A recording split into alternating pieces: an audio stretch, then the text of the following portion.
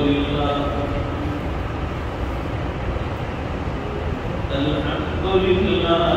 وكفى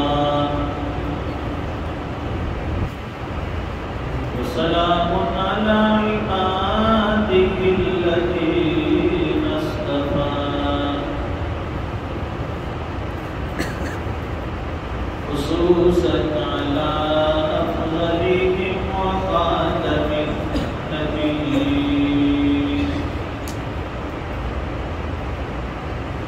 محمد الأمين وعلى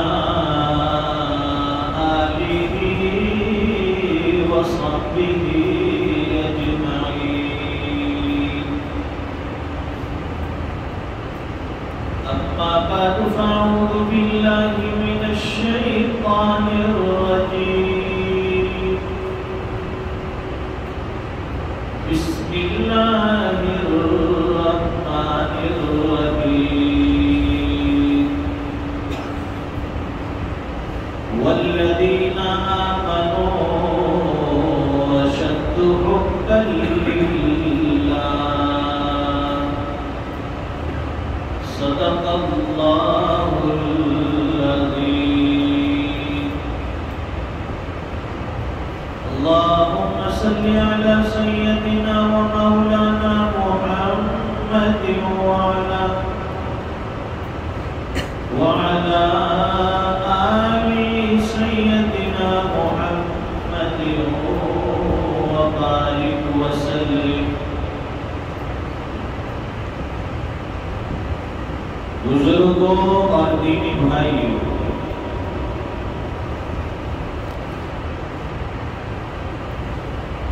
اللہ تعالیٰ نے ہمارے چاروں طرف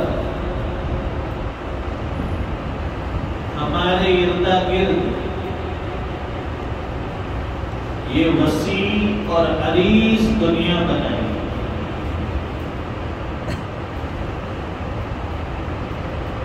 اور یہ لمبی چوڑی زمین اللہ تعالیٰ نے بچھا دی.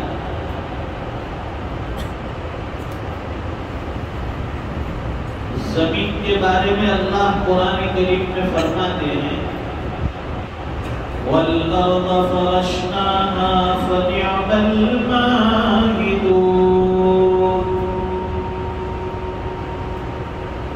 کہ زمین کو ہم نے فرش بنایا، بچھونا بنایا. یہ فرش اور بچھونا ہے. دنیا میں سینکڑوں ہزاروں لوگ ایسے ہیں جن کا بستر یہی زمین ہے. کسی درخت کے اوٹ میں یا راستوں کے کنارے پر زمین پر سو جاتے ہیں. اور پھر آسمان کے بارے میں اللہ فرماتے ہیں وَجَعَلْنَا السَّمَاءَ سَقْفًا مَحْفُوظًا. کہ ہم نے یہ اتنا مضبوط آسمان بنایا بِغَيْرِ عَمَدٍ تَرَوْنَهَا. بغیر کسی ستون کے، بغیر کسی سہارے کے یہ کھڑا ہے. اس میں کوئی چھید نہیں، اس میں کوئی نقص اور عیب نہیں ہے. بغیر کسی عیب کے، بغیر کسی نقص کے، بغیر کسی سہارے کے اللہ نے یہ آسمان کھڑا کیا. جو ہم دیکھتے ہیں یہ سب اللہ کی قدرت کی نشانیاں ہیں. یہ اللہ بتا رہے ہیں قدرت کی نشانیاں. زمین کو فرش بنانا، آسمان کو چھت بنانا. جن کا کوئی گھر نہیں ان کے لیے آسمان کا چھت گھر ہے. اور پھر آسمان پر اللہ تعالیٰ نے لائٹیں لگائی، لالٹین لگائی. إِنَّا زَيَّنَّا السَّمَاءَ الدُّنْيَا بِزِينَةٍ الْكَوَاكِبِ. اب تعالی شان ہو فرماتے ہیں کہ ہم نے آسمان کو مزین کر دیا، چاند سورج اور ستاروں کے ذریعے اللہ نے اس میں لائٹیں لگا دی، اس کو ڈیکوریٹ کیا۔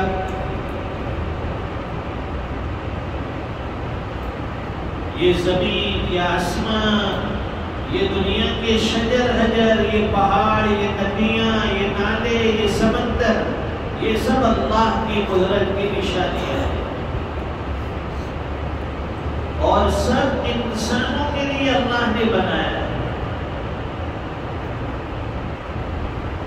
کھیتیاں سرسبز ہے تیری غذا کے واسطے، چاند سورج اور ستارے ہے ضیاء کے واسطے، بحر پر شمس و قمر ماء و شمع کے واسطے، یہ جہاں تیرے لیے ہے تو خدا کے واسطے۔ اسی کو عربی میں کہتے ہیں ان الدنیا خلقت لکم، کہ یہ دنیا اور دنیا کی ساری چیزیں ہم نے تمہارے لیے بنائی، وَأَنْتُمْ خُلِقْتُمْ لِلْآخِرَةِ، اور فرماتے ہیں کہ ہم نے تمہیں آخرت کے لیے بنایا، آخرت کے لیے پیدا کیا۔ یہ دنیا ہماری ہے، اس کی ساری چیزیں انسانوں کے لیے ہیں، لیکن اے انسان تجھے ہم نے اپنی عبادت کے لیے، اپنی یادوں کے لیے پیدا کیا۔ اب بھول گئے کہ ہمیں اللہ نے کس لیے پیدا کیا، مقصد حیات بھول گئے، زندگی کا مقصد بھول گئے۔ اسی دنیا کو جینا سمجھ لیا، اسی دنیا کو ہم نے سب کچھ سمجھ لیا، اور آخرت جو آنے والی ہے، جس کا ہم سے وعدہ کیا گیا ہے، اس کے لیے کوئی فکر نہیں، کوئی تیاری نہیں۔ عقل مند انسان وہ ہیں جو دنیا میں رہتے ہوئے آخرت کی تیاری کرے۔ ایک دنیا کا تاجر، ایک دنیا کا بیوپاری آنے والے دنوں میں اپنے بزنس کو کیسے فروغ دے، اپنی تجارت کو کیسے آگے بڑھائے، اس کی اسے فکر ہوتی ہے۔ تو ایک ایمان والے کو فکر ہونی چاہیے کہ میری آخرت کیسے سنور جائے، میری آخرت کیسے بن جائے۔ اس لیے اہل اللہ اور مشائخ کے یہاں ذکر و اذکار کی مجلسیں ہوتی ہیں، وہاں اللہ اللہ کی ضربیں لگائی جاتی ہیں، وہاں نمازوں کی، نفلوں کی، تلاوت کی، دعاؤں کی، مراقبے کی تعلیم دی جاتی ہے۔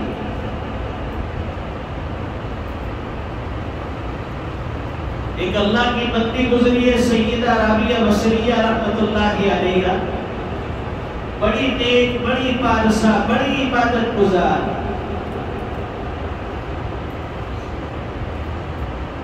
ایک آدمی ان سے ملنے کے لیے گیا صبح فجر کی نماز کے بعد، یہ سوچا کہ فجر کی نماز کے بعد ملاقات ہو جائے، لیکن فجر کی نماز کے بعد وہ تو اشراق میں مشغول ہو گئی۔ اشراق کے بعد پھر چاشت کی نماز پڑھتی رہی، ظہر کا وقت ہو گیا۔ وہ سوچنے لگا کہ چلو ظہر کے بعد پھر میں ملاقات کر لوں گا۔ ظہر کی نماز پڑھی، پھر ظہر کے بعد پھر نفلوں میں، عبادتوں میں مشغول۔ عصر کا وقت ہو گیا، سوچا عصر کے بعد مل لوں گا، عصر کے بعد پھر عبادتوں میں، دعاؤں میں، ذکر و اذکار میں۔ مغرب کا وقت ہوا، سوچا کہ اب مغرب کی نماز کے بعد تو فارغ ہونے میں ملاقات کر لوں گا، لیکن مغرب کی نماز کے بعد پھر اوابی، پھر اللہ کی یادیں، عشاء کا وقت ہو گیا۔ سوچا کہ عشاء کے بعد تو ہر آدمی فری ہو جاتا ہے، فارغ ہو جاتا ہے، میں عشاء کے بعد بھی لوں گا اطمینان سے۔ عشاء کی نماز سے فارغ ہوئی تو پھر نوافل کی لمبی نیتیں، پوری رات نفلوں میں، عبادتوں میں، تہجد میں گزر گئی۔ پھر فجر کا وقت ہوا، سوچا کہ فجر کے بعد مل لوں گا۔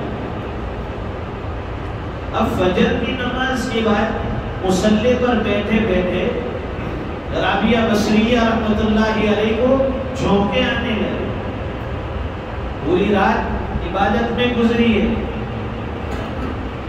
آرام نہیں ہوا ہے، تو رات کی بیداری کی وجہ سے فجر کی نماز کے بعد اونگ اور جھونکے آنے لگے۔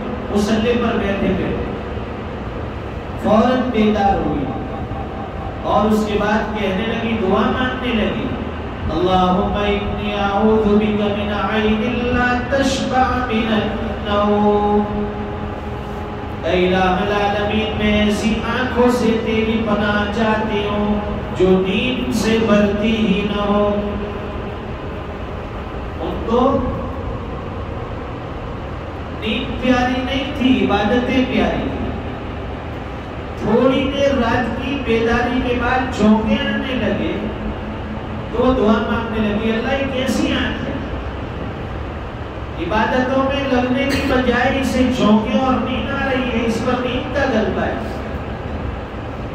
اور آج ہماری راتیں دیکھیں، ہماری راتیں یا تو موبائل انٹرنیٹ کے نظر، چیٹنگ کے نظر، یا پھر سونے کی نظر ہو جاتی ہے، اور ایسا سوتے ہیں کہ فجر کی نماز پہ غائب۔ اللہ معاف فرمائے، جب سے یہ موبائل آیا، اینڈرائڈ موبائل، اس کے آنے کے بعد سے لوگوں کی نمازیں قضا ہونی شروع ہو گئی، اور خاص کر فجر کی نماز، کیونکہ یہ رات کو جلدی سونے نہیں دیتا، اور جو بندہ رات کو جلدی نہیں سوئے گا وہ صبح جلدی نہیں اٹھ سکتا، کتنی بھی کوشش کر لیجیے۔ تو اس موبائل نے ہمارے قیمتی اوقات کو ضائع کر دیا۔ صحابہ اکرام کا دل لگتا تھا عبادتوں میں، کہ جہاں فرصت ملی، جہاں فارغ ہوئے، فوراً عبادت کی طرف متوجہ ہو جاتے، اور ہمارے پاس وقت ہی وقت ہے، فرصت ہی فرصت ہے، لیکن اس کے باوجود نیکیوں کی توفیق نہیں ملتی، نیکیاں نہیں ہوتی۔ کیوں؟ اس لیے کہ دل میں وہ آگ نہیں لگی، محبت کی آگ۔ جس کو یہ نصیب ہو جائے پھر اس کے لیے سب عبادتیں آسان ہو جاتی ہیں۔ شیطان بڑا عابد تھا، بڑے سجدے کرنے والا تھا،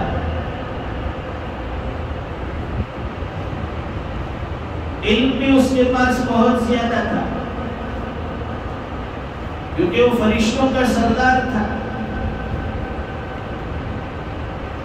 اللہ نے حکم دیا، حضرت آدم علیہ السلام کا مجسمہ بنایا، حکم دیا، وَإِذْ قُلْنَا لِلْمَلَائِكَةِ اسْجُدُوا لِآدَمَ۔ اب تعالیٰ شان وہ فرماتے ہیں کہ ہم نے فرشتوں کو حکم دیا کہ آدم کو سجدہ کرو، فَسَجَدُوا إِلَّا إِبْلِيسَ، سارے کے سارے فرشتے سجدے میں گر گئے سوائے ابلیس کے۔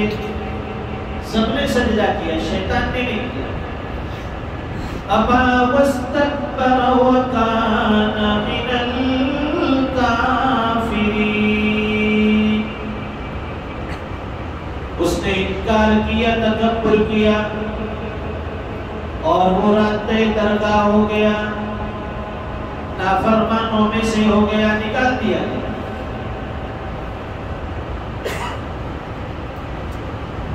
دلیل کرنے لگا اللہ کے حکم کے ساتھ، میں سجدہ نہیں کروں گا۔ خلقتنی من نار وخلقته من طین، کہ آپ نے مجھے آگ سے بنایا اور آدم کو مٹی سے بنایا. آگ یہ اوپر جاتی ہے اور مٹی نیچے آتی ہے، میں آدم سے افضل ہوا. دلیل پیش کرنے لگا. جہاں اللہ کے حکم کے سامنے کوئی دلیل لاتا ہے وہ گمراہ ہو جاتا ہے. دربار سے نکال دیا گیا.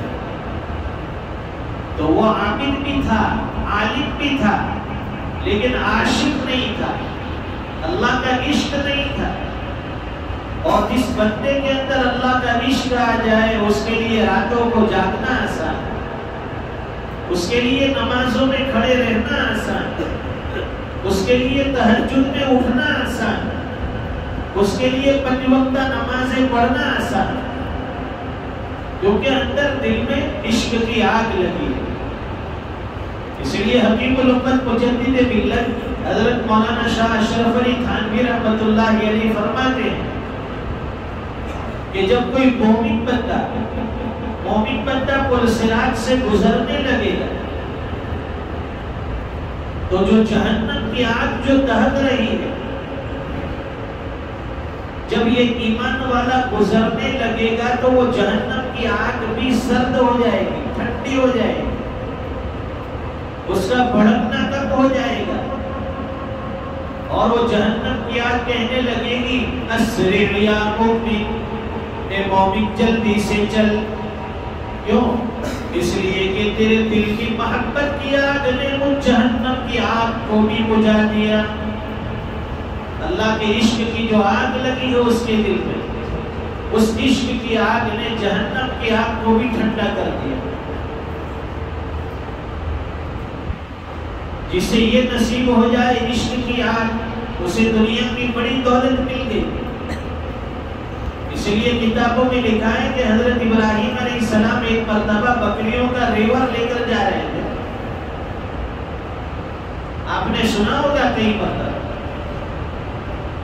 اللہ کی محبت کیسی تھی، بکریوں کا ریور لے کر جا رہے، قریب سے ایک آدمی گزرا اور وہ آدمی اس کی زبان پر اللہ کی تعریفات کے کلمات تھے. سبحان ذی الملک والملکوت، سبحان ذی العزت والعظمت والہیبت والقدرت والکبریاء والجبروت. یہ الفاظ تھے اللہ کی تعریفات کے. حضرت ابراہیم علیہ السلام نے جب یہ کلمات سنے مچل گئے، تڑپنے لگے کہ اتنے پیارے کلمات، اللہ کی تعریف میں اتنی پیاری باتیں. اس آدمی سے کہنے لگے کہ بھائی ٹھہر جاؤ، ذرا مجھے ایک مرتبہ اور سنا دیجیے، یہ بڑے اچھے کلمات ہیں، اللہ کی بڑی تعریف کیا. تو وہ شخص کہنے لگا کہ ایک مرتبہ اور سنا دو گا، لیکن ریوارڈ کیا ملے گا، کیا عوض دو گے مجھے؟ حضرت ابراہیم علیہ السلام فرمانے لگے کہ میری یہ بکریاں ہیں، اس میں سے آدھا ریور تمہیں دے دوں گا، آدھی بکریاں تمہیں دے دوں گا. کہا کہ ٹھیک ہے سنا دیتا ہوں. پھر اس نے سنایا سبحان ذی الملک والملکوت، سبحان ذی العزت والعظمت والہیبت والقدرت والکبریاء والجبروت. اس مرتبہ اور بھی زیادہ مزہ آیا. حضرت ابراہیم علیہ السلام ریکویسٹ کرنے لگے، عرض کیا ایک مرتبہ اور سنا دیجیے، بڑا مزہ آیا. وہ شخص کہنے لگا کہ اب کیا دو گے؟ تاکہ باقی آدھی بکریاں ہیں وہ بھی لے لینا. ٹھیک ہے. پھر اور ایک مرتبہ سنایا، اور مزہ آیا، دل میں عشق کی آگ لگی. پھر پوچھا کہ اور ایک مرتبہ سنا دیجیے. وہ شخص کہنے لگا کہ اب تو نہ تمہارے پاس بکریاں ہیں نہ دوسرا کوئی سامان ہے، اب کیا دو گے؟ حضرت ابراہیم علیہ السلام کہنے لگے کہ ان بکریوں کو چرانے کے لیے تجھے چرواہے کی ضرورت ہوگی، میں تیری یہ بکریاں چرا دیا کروں گا. ایک مرتبہ اور سنا دے. وہ فرشتہ تھا، کہنے لگا کہ میں اللہ کی طرف سے ایک فرشتہ ہوں، آزمائش کے لیے، امتحان کے لیے آیا تھا۔ اللہ نے بھیجا تھا کہ جاؤ میرے خلیل کے پاس اور میرے نام کی کیا وہ قیمت لگاتے ہیں، کیا بھاؤ لگاتے ہیں، جا کر دیکھو۔ واقعیتاً آپ کو اللہ سے بڑی محبت ہے، واقعیتاً آپ اللہ کے خلیل ہیں، یہ اللہ سے محبت کا معاملہ ہے۔ سیدہ عائشہ صدیقہ رضی اللہ تعالیٰ عنہ ایک مرتبہ درہم جو ہوتے ہیں، سکے، چاندی کے سکے، سونے کے سکے، درہم دینار چاندی سونے کے سکے، وہ درہم تو رہی تھی۔ حضور پاک صلی اللہ علیہ وسلم نے پوچھا کہ یہ کیا کرتی ہو؟ عرض کرنے لگی اللہ کے رسول سے دھو رہی ہوں، اس لیے کہ میں نے آپ ہی کی زبان سے سنا ہے کہ جب کوئی بندہ اللہ کے راستے میں صدقہ کرتا ہے، جب صدقہ کرتا ہے وہ مال سائل کے ہاتھ میں پہنچنے سے پہلے اللہ کے ہاتھ میں چلا جاتا ہے، اس لیے میں دھو رہی ہوں کہ جب یہ کسی کو صدقہ دوں گی سائل کے ہاتھ میں، مانگنے والے فقیر کے ہاتھ میں جانے سے پہلے اللہ کے ہاتھ میں چلا جاتا ہے، تو میں یہ چاہتی ہوں کہ اللہ کے راستے میں اچھا اور صاف ستھرا مال دو، یہ اللہ سے محبت ہے۔ اور ہمارا حال کیا ہے کہ جب بھی صدقہ دیں گے، زکوٰۃ نکالیں گے تو پرانی نوٹیں نکالیں، یہ پھٹی ہوئی ہے اس کو صدقے میں دے دو، یہ پرانی ہو گئی ہے اس کو زکوٰۃ میں نکال دو۔ اور صحابہ اکرام کا جذبہ اچھا مال اللہ کے راستے میں، اللہ تعالیٰ یہ جذبہ ہمیں نصیب فرمائے۔ والذین آمنوا اشد حبا للہ، قرآن کریم کہتا ہے کہ جو ایمان والے ہوتے ہیں وہ اللہ کی محبت میں بڑے شدید ہوتے ہیں، یعنی اللہ کی محبت ان کے دلوں میں کوٹ کوٹ کر بھری ہوتی ہے۔ اللہ تعالی ہمیں بھی محبت کا وہ داعیہ، وہ جذبہ نصیب فرمائے۔ وآخر دعوانا الحمدللہ رب العالمین۔